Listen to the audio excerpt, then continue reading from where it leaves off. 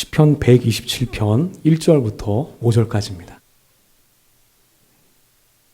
봉독하겠습니다. 여호와께서 집을 세우지 아니하시면 세우는 자의 수고가 헛되며 여호와께서 성을 지키지 아니하시면 파수꾼의 깨어 있음이 헛되도다. 너희가 일찍이 일어나고 늦게 누우며 수고의 떡을 먹음이 헛되도다. 그러므로 여호와께서 그의 사랑하시는 자에게는 잠을 주시는도다. 보라, 자식들은 여호와의 기업이요 태의 열매는 그의 상급이로다. 젊은 자의 자식은 장사의 수중의 화살 같으니 이것이 그의 화살통에 가득한 자는 복되도다. 그들이 성문에서 그들의 원수와 담판할 때에 수치를 당하지 아니하리로다. 아멘. 지난 10주간 우리 주님의 은혜 가운데 평안하셨을 우리 모두에게 하나님의 은혜와 은총이 임하시기를 주님의 이름으로 축복합니다. 네, 정말 뵙고 싶었고, 지금 생각해 보니까 지난 10주간은 어떤 여행이라기보다는 그냥 돌아다녔네요. 방랑을 하고 이제야 비로소 내가 있을 곳에 왔다는 생각이 듭니다. 하나님의 은혜 가운데에 제가 누려야 할 당연한 권리가 아닌 특혜의 시간을 가졌다고 생각하고 있습니다. 안식년, 안식월 제도는 우리 국내에서도 목사님들 중에 아주 극소수만 경험을 하시는 제도고요. 또 우리 장로님들과 당회에서 처음 제안을 해주셨을 때 제가 그걸 수용하고 받아들인 이유 중에 하나는 필요하긴 하지만 모두가 누릴 수 없는 송구함이 있었다는 말씀을 먼저 드립니다. 하지만 그럼에도 불구하고 우리 교회에 감사하고 또 저를 위해서뿐만 아니라 우리 교회를 위해서도 분명한 유익이 있다 생각해서 결정을 했고 실행을 했는데 오늘 뵈니까 너무 반갑네요. 반갑고 사실은 지난 한 주간 동안 오늘 설교를 위해서 원고를 준비했는데 내용이 너무 많아지더라고요. 이거 다 하면은 큰일 나겠다 싶어서 이거저거 다 빼고 오늘 딱 3가지만 한번 말씀드리려고 합니다. 따라할까요? 주님 안에 헛수고는 없습니다. 사실 시편 127편은 제가 너무너무 좋아하고 또 우리 신방 가서도 많이 나누는 말씀이기도 합니다. 여호와께서 집을 세우지 아니하시면 세우는 자의 수고가 헛되다. 1절, 2절에는 집을 세우는 일과 성을 지키는 일을 말씀하세요. 집을 세운다. 물론 집을 건축하는 건물을 세우는 것을 이야기할 수도 있지만 말 그대로 가정을 이야기하죠. 가정을 세우는 일. 그리고 성을 지키는 것은 사회와 국가를 지키는 일. 국가 안보와도 마찬가지겠고 우리가 소속되어 있는 모든 공동체를 운영해 나가는 것을 포함한다 이렇게 볼 수 있겠습니다. 마침 오늘은 한국전쟁이 시작된 지 만 70년, 73년 되는 6월 25일입니다. 우리가 안전하고 또 풍요롭고 의미 있게 살기 위해서는 내가 있는 이 땅이 안전해야 되고 전쟁이 없어야 되고 평화가 있어야 되는데 사실 그게 마음대로 되지 않죠.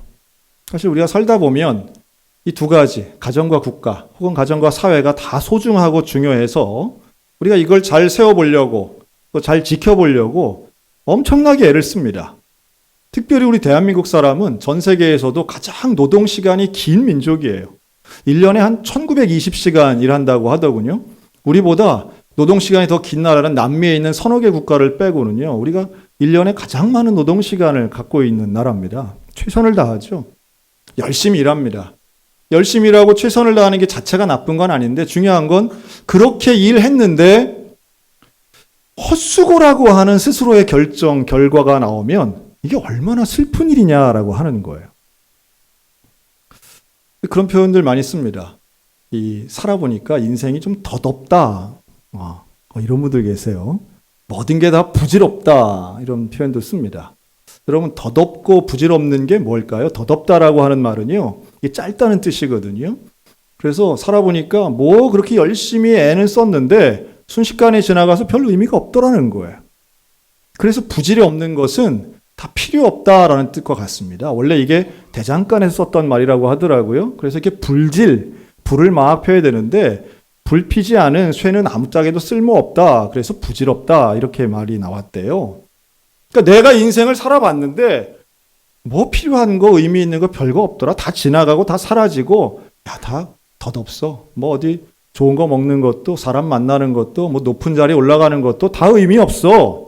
다 지나가는 거야, 다 끝나는 거야. 여러분 이렇게 생각하면 인생 참 우울하잖아요. 만약에 우리 신앙인이 그런 식으로 생각한다면 노력할 게 뭐가 있겠습니까? 최선을 다할 게 뭐가 있겠습니까? 오늘 말씀 1절에 보면 집을 못 세운 게 아니에요. 집을 세웠어요. 성을 못 지킨 게 아니에요. 성을 지켰어요. 그런데도 불구하고 이게 헛수고가 될 수 있다고 너무도 명확하게 말씀합니다. 그래서 그런가 전도서 1장엔 그렇게 말하죠. 헛되고 헛되며 헛되고 헛되니 모든 것이 헛되도다.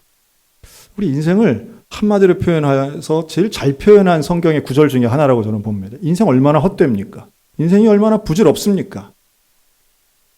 그런데 그 가운데에 오늘 성경은 딱 한 가지 조건을 제시하고 있습니다. 여호와께서 하지 않으시면 헛되다는 거죠. 여호와께서 세우지 않으시면 내가 아무리 최선을 다하고 노력을 해서 실제로 성과가 있다 할지라도 그건 헛수고가 될 수 있는데 뒤집어 생각하면 하나님이 세우시면 그렇지 않을 수 있겠구나 하는 게 오늘의 주제예요. 오늘 어쨌든 오늘하고 다음 주하고는요, 제가 외국 얘기를 어쨌든 하려고 합니다. 가능하면 강단에서 외국 얘기는 안 하는 거, 뭐 어디 갔다 온 거 얘기는 안 하는 게 좋다. 왜냐하면 제가 젊을 때 설교를 들으니까 목사님은 혼자 이렇게 좋은 데 다니고 나는 비행기도 한번 못 타봤는데 전이 다닌다 하는 게 조금 뭐 내용과 맥락과 상관없이 이렇게 기분이 별로 안 좋은 제가 기억이 있어서 가능하면 좀 안 해야 되겠다 하지만 하여튼 좀 뭐 보고적인 차원에서도 몇 가지는 좀 드려야 되겠구나. 사실은 해외여행을 한다고 해서 제 나이에 무슨 견문이 넓어지거나 학식이 깊어지거나 이렇지는 않다고 봅니다.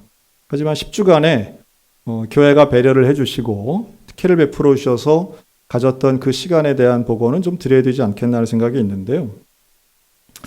먼저 우리가 선진국에 대한 환상, 좋은 나라, 큰 나라, 혹은 부강한 나라, 부유한 나라가 분명히 의미가 있고요. 또 그 나라에 공부하러 가고 싶고 살러 가고 싶은 나라들이 있습니다. 그래서 그런 나라들은 되게 영어를 쓰고 있는 나라들이 대부분인데 우리 한국인 입장에서는 이민을 잘 받아들이지 않는 북유럽이나 서유럽을 제외하면 캐나다, 미국, 호주는 우리한테는 상당히 좀 친근감이 있고 또 어떤 면에서는 좀 로망이 있는 그런 나라들이죠. 그리고 이들은 다 기독교적인 전통이 기초가 되어 있는 나라들입니다.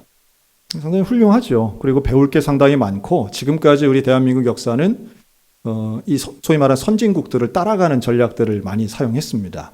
그리고 실제로 우리 한국교회는 그러한 기독교 국가들이라고 할 수 있는 선진국들의 도움을 받은 것도 사실입니다. 물론 제가 며칠 가서 둘러본 것이 뭐 다라는 이야기도 아니고 그러나 제가 본 딱 두 가지만 말씀을 드리면 첫째는 젠더 다양성에 대한 깨달음이었습니다. 지금 우리나라에서는 오로지 개신교회만 동성애를 반대하고 있는 사회적 구조를 가지고 우리가 상당히 고립되어 있다 하는 느낌을 갖는데요. 그러니까 동성애를 반대하는 것은 결국 그러니까 첫 번째 문이 열리면 두 번째, 세 번째 문이 열려서 결국은 한 50번째 문까지 가면 사회가 진리를 잃고 엉뚱한 데 가 있을 거라고 하는 생각이 있기 때문에 우리 한국 개신교는 이 첫 번째 문을 열지 않도록 최선을 다하고 있는 거죠. 근데 이미 그 수십 단계의 문이 열려진 사회를 보았더니 아주 단적으로 이런 겁니다. 제가 방문했던 교회들의 이제 부모님들이 와서 하소연을 하시더라고요.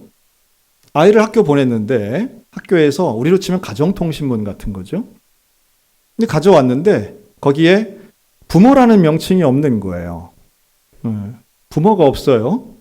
뭘 써야긴 써야 되는데 부모는 없고 패밀리가 있습니다. 그러니까 가족 구성원에 대한 소개예요. 거기 아버지 어머니를 쓰는 날은 없고 우리 가족은 누구누구가 있습니다. 이런 거죠. 그런데 재미있는 건 재미있다기보다도 놀라운 건 그 가족 구성원의 성별을 쓰는 날입니다. 이 사람이 남자인지 여자인지 쓰는 글안이 몇 개나 되는지 아세요? 캐나다가 26개고요. 지금 뉴욕은 31칸으로 늘어났습니다. 잘 이해가 안 되실 거예요. 남자 여자 2칸 쓰면 되지 뭘 20개가 넘게 뭐가 있나. 그러니까 이제 이너섹스라고 그래서 이게 간성이 있습니다. 간성. 지금 우리는 이제 그런 새로운 단어에 대해서 한국말로 지금 번역하기도 어려운데요. 다시 말해, 트랜스젠더는 들어보셨을 거예요. 자기가 성전환 수술을 통해서 자신의 성별을 바꾸시는 분들이죠. 뭐 LGBT라고도 합니다. 그런데 이런 게 있습니다. 겉모습은 멀쩡한 남성인데 내 내면, 마음은 여성이라는 거예요. 수염도 달리고 뭐 목소리가 남성적인데 자기는 자기가 생각할 때 정체성이 여성이라는 거죠. 그럼 그런 분들은 위한 그 란이 따로 있어요. 또 있습니다. 나는 남성도 있고 여성도 있습니다. 그것도 쓰는 거예요. 나는 내 성을 모르겠습니다. 이런 분들도 있습니다. 그러다 보니 성별이라고 쓰는 란에 20개가 넘는 거예요. 자, 이상하지 않습니까? 아무리 개방성도 좋고 아무리 다양성도 좋지만 모두가 생각하는, 제가 그랬습니다. 나는 이방인이니까 이거 너무 이상한 거 아니냐? 이거 상식과도 너무 먼 거 아니냐? 이걸 어떻게 다 받아들이고 계세요? 제가 질문했더니 하여튼 제가 만난 분들은 기독교인들이 대부분이니까요. 그분들 이렇게 말합니다. 속 터져 죽겠습니다. 아주 미쳐 돌아가겠습니다. 그러나 여기에 대해 의문을 제기하는 순간 나는 이 사회에서 이상한 사람이 됩니다. 이미 상식이 바뀌어져 있습니다. 상식이 바뀌어져 있는 사회에 살고 있는 우리는 그렇기 때문에 한국에 계신 분들에게는 자연환경이 아름답다, 공원이 좋다, 학교가 수준이 있다 이런 얘기를 해야지, 가치관이 붕괴되고 성경적 가치관, 진리의 가치관은 이미 사라진 지 오래라는 얘기는 못한다는 거죠. 또 있습니다. 길거리를 걸어가는데 뭔가 이상한 냄새가 나는 거예요. 저는 생전 처음 맡아봤지만 그 냄새가 뭔지 금방 알겠더라고요. 마리화나 대마초 냄새입니다. 이미 합법화된 지 오래입니다.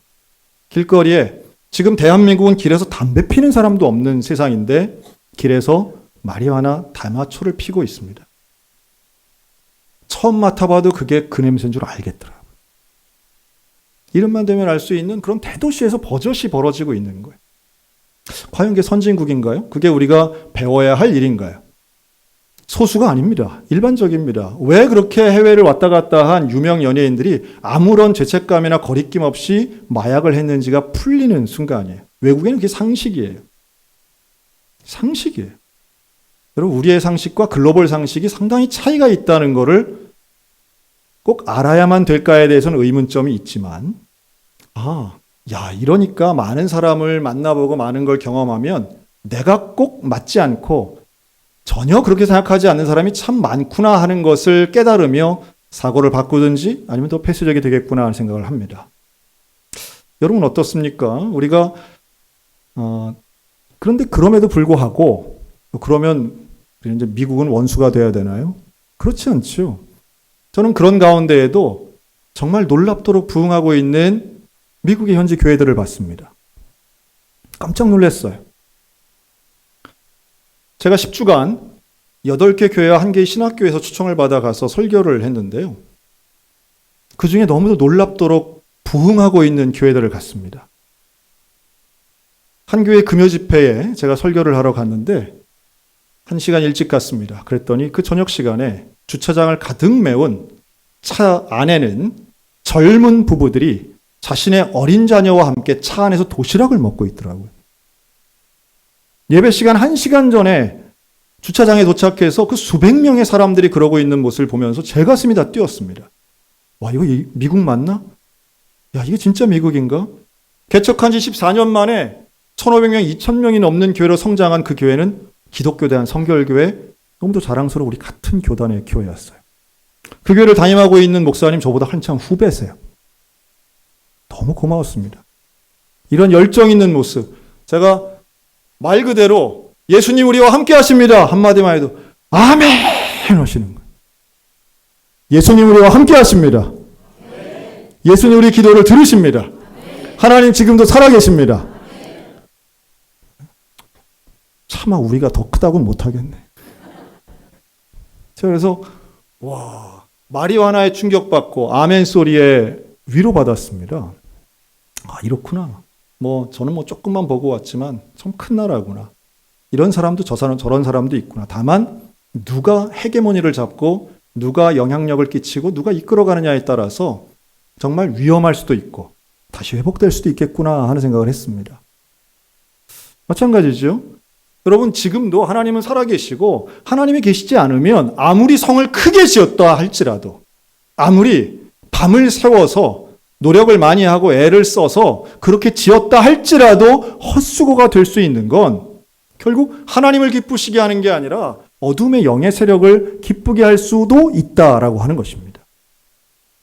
깨어 있어야 할 이유가 있죠. 우리의 진짜 수고, 우리가 정말 노력하고 애쓰는 것이 무엇을 향한 것이고 진짜 성공을 향한 것인가를 점검할 필요가 있습니다. 성공은 무엇이고 실패는 무엇입니까? 우리는 성공은 내 마음, 내 계획대로 되는 걸 성공이라 생각하고 실패는 그렇지 않을 때가 실패라고 생각하는 것 같습니다. 그러나 하나님은 너무도 명확하게 말씀하시죠. 이 헛되고 헛된 인생, 사람이 마음으로 자기 길을 계획할지라도 걸음을 인도하시는 분은 여호와 하나님이신데 그 하나님과 동행하는 인생은 사람의 평가와 상관없이 하나님의 인도하심을 받고 함께 가는 그 사람, 진짜 성공하는 인생인 줄로 믿습니다. 아무리 높고 아무리 부유하고 아무리 많은 걸 가졌다 할지라도. 그래서 다른 나라들에게 이렇게 하는 게 맞는 거야, 이게 선진국이야, 백날 이야기한다 할지라도 하나님이 그것에 동의하지 않으시면 여러분, 그건 실패하는 인생이라고 저는 확신하고 있습니다. 저는 5월달 제 아내와 함께 제주도에서 2주간 지냈습니다. 하여튼 제가 보고서도 밴드에 올리곤 했지만 우리 성도들은 관심 없는 분도 계시지만 관심 있는 분들은 도대체 지금 목사님은 어디 계신가 이렇게 관심들이 좀 있었던 것 같아요. 어디 있는 게 중요하겠습니까? 뭘 하고 있느냐가 중요한데, 제주도는 많이 갔지만 제 버킷리스트에 제주도에서 한 교회에서 예배를 드리고 싶다라고 하는 마음이 있었습니다. 참고로 버킷리스트라고 하는 거는요, 이 프랑스에서 일어난 그 사형제도에서 시작됐는데, 프랑스에서 사형을 집행할 때 죄수의 목에다가 이제 끈을 묶고 교수형을 처할 때 죄수의 발 밑에 바켓스, 버킷이죠. 이걸 밑에다 놓고 그 위에 올라서게 한 거죠. 그리고 그 버킷을 발로 차버리면 이제 대롱대롱 매달려서 죽는 겁니다.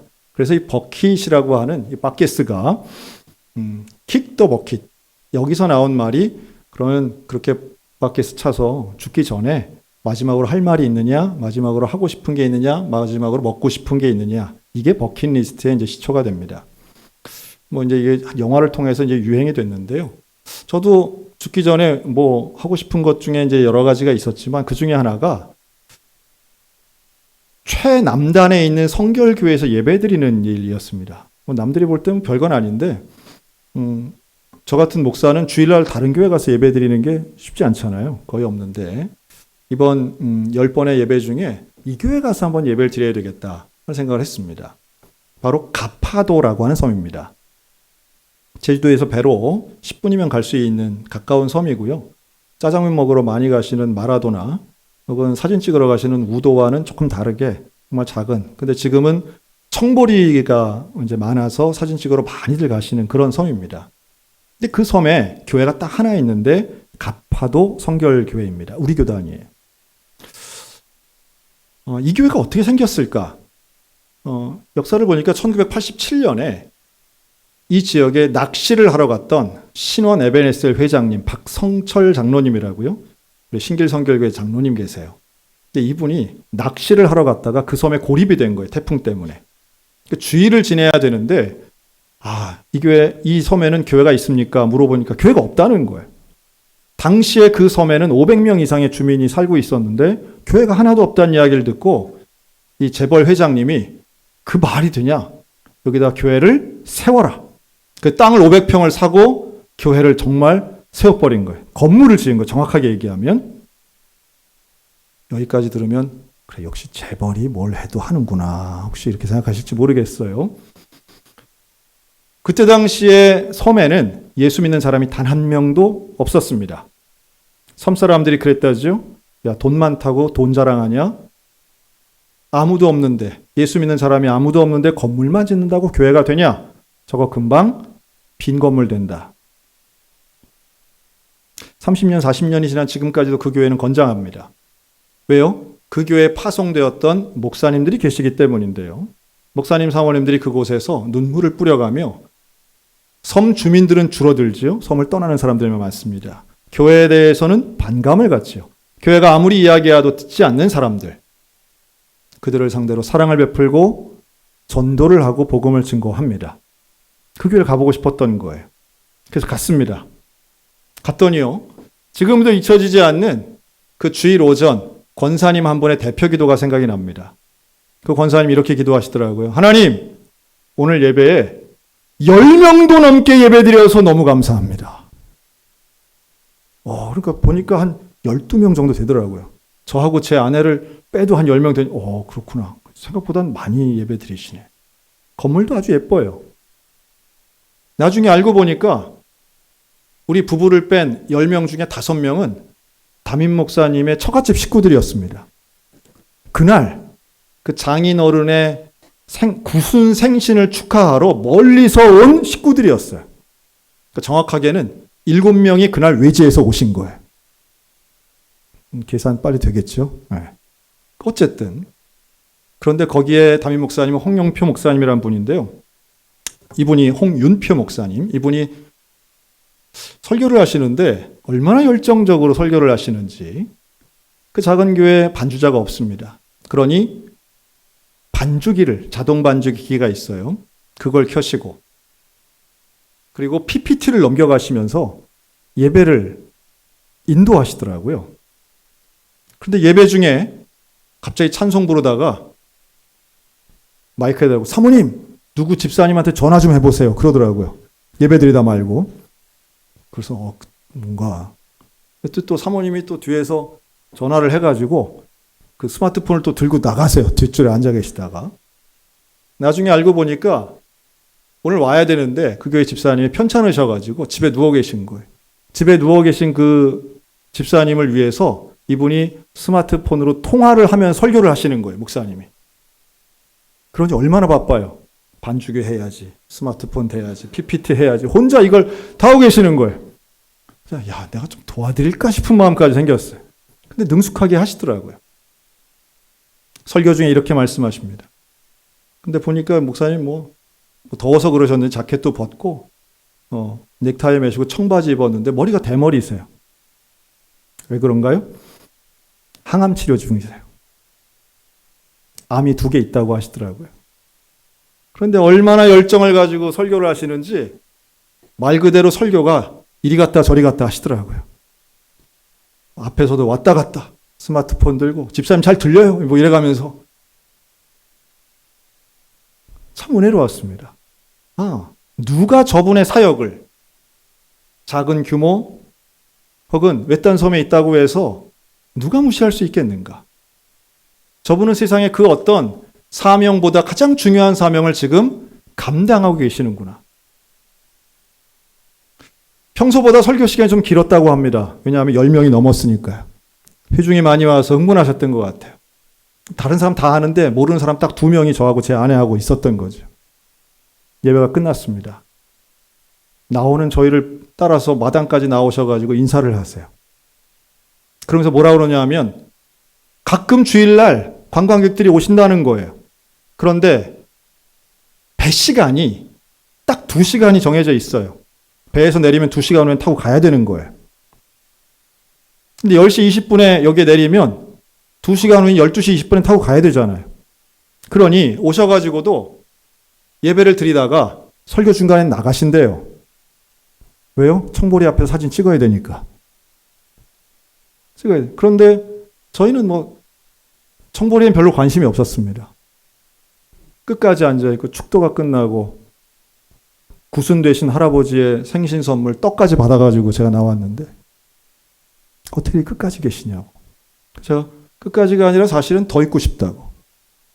끝까지가 아니라 목사님하고 함께 말씀 나누고 싶다고. 어디서 오셨냐요? 춘천에서 왔습니다. 누가 봐도 알겠죠? 혹시 목사님 아니시냐고. 네, 저도 목사 맞습니다. 놀랍게도 홍 목사님은 우리 이원호 목사님 참 잘 아시는 분이시더라고요. 젊은 시절에는 많이 만나기도 하셨답니다. 어쨌든 이 목사님은 암도 또 외로움도 멀리 있는 작은 규모도 전혀 문제되지 않았습니다. 여러분, 하나님 안에서 과연 수고가 의미 있는 수고와 수고가 의미 없는 헛수고가 무엇일까요? 우리가 무엇을 가지고 판단할 수 있겠습니까? 인간의 노력은요, 한계가 있습니다. 인간이 아무리 노력해도요, 안 되는 건 안 됩니다. 이번에 제가 설교 초청을 받은 8개 교회 중에 맨 첫 번째 교회는요, 바로 뉴욕에 있는 교회 설교였습니다. 그래서 제가 토요일 저녁에 토론토에서 떠나서 뉴욕으로 가는 비행기를 아주 똘똘하게 잘 예약을 해놨거든요. 다 준비하고 비행기 마지막 타기 직전에 말 그대로 탑승 1분 전 비행기가 취소됐다는 거예요. 왜냐하면 뉴욕의 날씨 기상 악화로 비행기가 뜰 수 없다는 겁니다. 뭐 다른 것도 알아보고 했지만 결국 못 갔습니다. 그래서 제가 코로나 확진 때도 했던 주일 오전 설교를 미국 가서 처음으로 초청받은 교회 설교를 빵꾸 냈습니다. 얼마나 마음이 괴로웠는지 몰라요. 하나님 이게 뭡니까? 하나님 어떻게 다른 것도 아니고 제가 무슨 어디 룰루랄라 놀러 가거나 죄 질러 가는 것도 아닌데 이게 왜 막힐까요? 이해가 안 되죠. 분명한 건 인간의 노력 여하에 상관없이 안 될 수 있다는 거예요. 안 될 수 있는 거예요. 제가 깊이 묵상했습니다. 지난 수주간 묵상하면서 인간의 연약함은 결국 어디서 멈추는가? 질병과 사고, 합하면 죽음이 되겠죠. 질병과 사고 앞에 인간은 그 어떤 노력도 그 어떤 준비도 무력화된다는 걸 새롭게 깨달았습니다. 여러분, 혹여 죽을 병에 지금까지 걸리지 않았다라고 하면 성서적인 용어는 아니지만 여러분은 정말 운이 좋은 겁니다. 기독교적 용어는 아니에요. 이해를 돕기 위해서 쓰는 겁니다. 혹시라도 내가 음식 조절하고 운동 많이 해서 나는 건강해요 라고 생각하신다면 그거 착각이든 교만일 겁니다. 예방하기 위해서 노력하는 건 중요하죠. 사고가 나지 않기 위해서 사회적인 인프라를 조정하고 또 좋은 습관을 가지는 건 분명히 중요합니다. 그러나 그렇다고 해서 사고가 없는 건 아니라는 거예요. 거기다 전쟁이 난다든지 경제 위기가 일어난다든지 지역사회가 붕괴된다든지 나의 노력하고는 아무 상관없이 사실 지금 일어나고 있는 기후 위기도 누구 개인 탓을 하기보다는 개인이 막을 수 없는 정도의 수준이 된 거 부정할 수 없습니다. 그렇기 때문에 인생을 생각하면 생각할수록 결론은 하나뿐인 것 같아요. 하나님이 함께 하시지 않으면 우리의 연약함은 결국 그 한계 상황에서 헛수고일 뿐이구나 라고 하는 것입니다. 그 홍인포 목사님은 지금 당장 돌아가셔도 전혀 이상하지 않을 말기암 환자셨어요. 주중에는 배를 타고 나가서 항암 치료를 받으시고 주말에는 들어와서 교회 사역을 하고 계시는 겁니다. 그럼 그분에게는 암이 전혀 문제가 아니시더라고요. 어떤 면에서 문제가 아니냐 하면 그분의 설교 중에 이렇게 말씀하세요. 한 달 전에 우리 교회 그 가파도 교회를 도와주신 어떤 장로님 얘기를 하시는데 그 장로님은 암이 8개가 있대요, 몸 안에. 글쎄, 암이 2개보다 8개면 더 심각한 건지 암이 하나만 있어 그건 잘 모르겠지만 참 더 어려운 분들, 그럼에도 불구하고 지금 섬을 다니면서 선교 활동을 하고 계시는 그 장로님 보면서 자기는 아무것도 아니라는 취지의 말씀을 하시더라고요. 그 말씀을 듣는데 안식을 하고 있는 건강한 제가 아주 부끄러웠습니다, 사실은. 뭔가 열심히 하는 것보다 더 중요한 건 하나님과 함께 하고 있느냐라고 하는 것이죠. 그래서 이 127편 2절에는요, 너무도 유명한 말씀이 있어요. 하나님 사랑하시는 자에겐 뭘 주신대요? 잠을 주신답니다. 지금도 하나님 사랑하시는 분들이 계시죠? 네. 아마도 오늘 한국교회 여기저기에선 하나님의 사랑을 듬뿍듬뿍 받으시는 분들이 계실지 모르겠습니다. 왜 집에서는 안 오는 잠이 왜 이렇게 예배당만 오면 잠이 오는지. 더더군다나 이제 여름이 되고 에어컨을 틀면 더 잠이 많이 올 겁니다. 그럼 여러분, 이 본문의 뜻은요, 사실은 수면 자체가 복이라는 뜻은 아니에요. 물론 저는 여러분들이 잘 잤으면 좋겠어요. 밤에 걱정, 근심 때문에 잠이 안 온다든지 아니면 신체적인 건강 문제 때문에 잠이 안 와서 아무리 자고 싶어도 1시간 자면 계속 깨시는 분들 계실 거예요. 여러분, 제가 축복의 말씀을 드립니다. 오늘부터 밤에 잠 잘 잘지어다. 이게 제일 크네요. 하나님이 우리와 함께 하신다 보다 이게 더 크네요. 근데 이 본문의 뜻은요, 깊은 숙면의 포인트가 있는 게 아니고요. 세 번의 성경에 보면 이렇게 말씀하세요. 하나님은 사랑하시는 자가 잠을 잘 때도 복을 주신다라고 말씀합니다. 잠을 잘 때도 복을 주신다는 거예요. 재밌죠? 집을 세우고 성을 지키는 일에 그렇게 전심전력하고 아침에 일찍 일어나서 밤에 늦게 눕기까지 그렇게 최선을 다해서 일한 것은 헛수고가 될 수 있는데 밤에 누워서 잠을 자는 건 복된 일이 될 수 있다는 거예요. 조건은 딱 하나죠. 하나님이 함께 하시는, 사랑받는 사람의 조건입니다. 근데 이것은 내가 아무것도 안 하는 게 아니에요. 여러분, 잠잔다는 거는요, 몇 가지 조건이 있어야 됩니다. 위험하면 잠이 오나요? 잠이 안 와요. 위험하면 잠이 안 와요. 차 타고 아무리 잘 주무시는 분도요, 220km 달리는 왔다 갔다 하는 술 취한 운전자가 운전하는 차 뒷자리에 있으면 잠이 안 옵니다. 불안하면 잠을 잘 수가 없어요. 잠을 잔다는 건 최소한 그 장소, 그 시간, 그 주변 환경에 대해서 안심한다는 뜻이거든요. 하나님 안에서 잠을 잔다는 것은 하나님께 모든 걸 맡긴다는 의미입니다. 즉, 하나님과 함께하고 하나님 안에 거하는 사람, 이미 그 사람은 그 자체가 복이고요. 내 것을 주장하지 않고 내 열심을 앞세우는 게 아니라 하나님과의 동행을 가장 중요한 가치로 여기는 그 사람에게 하나님은 자는 가운데에도 복 주시는 줄로 믿습니다. 그럼 우리 뭘 맡겨야 될까요? 당연히 내가 세우고 싶은 가정 맡겨야지. 하나님께 맡겨야지. 쉽지 않습니다. 내가 지키고 싶은 것들 하나님께 맡겨야 됩니다. 내가 밤을 새워서 1절 너무 놀라운 거예요. 집을 세웠어요. 세우는 게 실패한 게 아니에요. 성을 지켰어요. 지키는 거에 실패한 게 아니에요. 그런데 세우고 지켰는데도 헛수고가 될 수 있다니까요. 그리고 놀랍게도 젊은 자의 장사의 수중에 있는 화살 같은 자녀에 대해 말하는데요. 자녀는 하나님의 기업이고 상급이랍니다. 기업과 상급. 내가 일해야 되는, 최선을 다해서 헌신해야 될 대상이기도 하지만 하나님 내게 주시는 최고의 상급이라지요. 여러분, 자녀의 문제만큼 우리를 약하게 만드는 게 없습니다.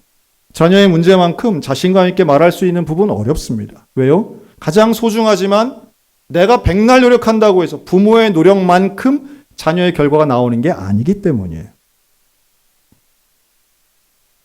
아직도 부모가 잘하면 자식이 잘 된다고 생각하시는 분들은 대개 자녀가 아직 어리거나 아니면 억세게, 다시 한번 말씀드립니다, 운이 좋은 케이스입니다. 부모가 하나도 안 해줘도, 부모가 외면해도, 아니 오히려 부모가 학대해도 거기에 대한 반작용으로 오히려 더 열심히 살아내고 하는 사람들도 얼마든지 많이 있습니다. 헐리우드 영화에 나오는 부모의 학대가 자녀의 미래를 다 결정한다는 착각을 가질 필요는 없다는 말씀이에요. 최소한 우리 기독교인들이라면 부모의 역할을 잘 해야죠. 최선을 다해서 내 마음에 본능같이 일어나는 사랑과 헌신을 가지고 자녀를 잘 양육하도록 최선을 다해야죠. 그러나 그것만 가지고는 모든 게 보장되지 않는다는 겁니다. 그럼 어떻게 해야 되나요? 다른 거 없습니다. 최소한 성경이 말씀하고 있는 유일하면서도 온전한 방법은 하나님의 인도하심을 받는 거예요. 사랑하는 부모 여러분, 저를 한번 따라해 주시기 바라겠습니까? 최선을 다해 하나님께 맡기자. 여러분, 하나님께 맡기는 것은 무책임하게 방치하는 게 아닙니다. 최선을 다해서 내가 노력해야 되는 일이에요. 하나님께 맡긴다고 말은 그렇게 해놓고 내가 모든 것을 컨트롤하고 붙잡고 잡고 있으려 한다면 그건 어리석은 일이죠. 지난 10주간 담임 목사가 부재 중이었던 소양성결교회는 더 잘 되었을까요? 아니면 문제투성이로 더 힘들었을까요? 뭐 사람마다 다를 수 있겠죠. 지난 10주간 너무 상쾌하고, 저는 뭐 교회가 너무 좋았어요. 이런 분도 계실 수 있고, 또 담임 목사님이 없었나? 잘 몰랐는데, 이런 분도 혹시 계실지 모르겠어요. 저는 개인적으로 저는 훈련의 과정이었다고 봅니다. 내가 아무리 담임 목사라도 내 교회가 아닌 건 너무도 당연한데, 또 내가 해야 할 사명과 물론 책임이 있지만, 내가 있고 없고, 혹은 담임 목사가 뭘 하고 안 하고의 차이가 아닌 하나님의 인도하심을 받는 교회가 돼야 되는 건 너무도 당연하다는 걸 제 스스로가 계속해서 곱씹었던 기간이에요. 그리고 왔는데요. 오늘 제가 일부 예배를 드렸거든요. 일부 예배부터 쭉 드렸는데, 일부 예배 시간에 지난 수년간 못 보던 5년 전 새신자가 오셨더라고요. 그러니까 이제 5년 전에 분명히 한 1년 정도 다니셨던 분인데요. 하여튼 교회를 안 나오시다가 오셔서 성도님 정말 오랜만에 뵙네요. 저도 오랜만에 왔습니다. 이렇게 얘기했어요. 저도 오랜만에 왔잖아요. 언제부터 나온 줄 모르겠어요. 그런데 이 성도분께서 뭐라고 그러시느냐 하면, 제가 한동안 교회를 떠나 있었는데 몇 주 전 서양교회 전도특공대원이 저에게 전도지를 주시더라는 거예요. 권면을 하시는데 우리 교회 오라고, 서양교회 오라고. 그 말씀을 듣는데 마음이 뜨거워지고 이제 내가 가야겠구나 해서 오셨다는 거예요.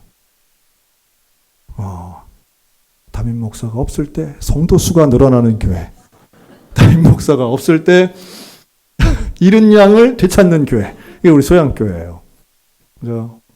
지금 몇 분 낯선 분들 계시는데요. 제가 이 교회 담임 목사입니다. 네, 한두 달 전부터 새로 나오신 분은 저를 처음 뵙겠죠. 제가 그런 생각을 합니다. 하나님의 교회구나. 하나님이 하시는 거지, 누가 특정인이 하고, 누가 없다고 안 되고, 누가 있어서 더 잘 되고, 이런 게 아니라는 거예요. 너무도 명확합니다. 하나님이 함께 하시고 하나님 역사하시는 우리 서양교회가 앞으로도 하나님이 인도하시는 가운데에 함께 협력하고 동역해서 헛수고가 아닌 복받는 교회 될 줄로 믿습니다. 너무 놀랍죠? 내 자녀를 주께 맡긴다? 그러면 원수 앞에서 수치를 당하지 않는 인생이 될 거라고 확신하고 있어요. 말씀하고 있어요. 수치를 당하지 않는 인생. 헛수고가 아닌 인생이라는 거예요.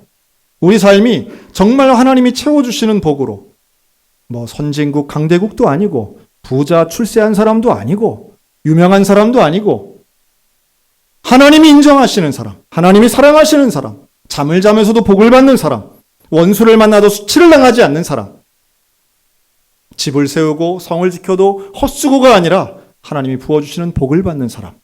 오늘 저와 여러분들 가운데 우리의 인생이 하나님께 최선을 다해 맡김으로 복받는 인생 살아가는 저와 여러분들 다 되시기를 주님의 이름으로 축원합니다. 아멘. 기도하겠습니다.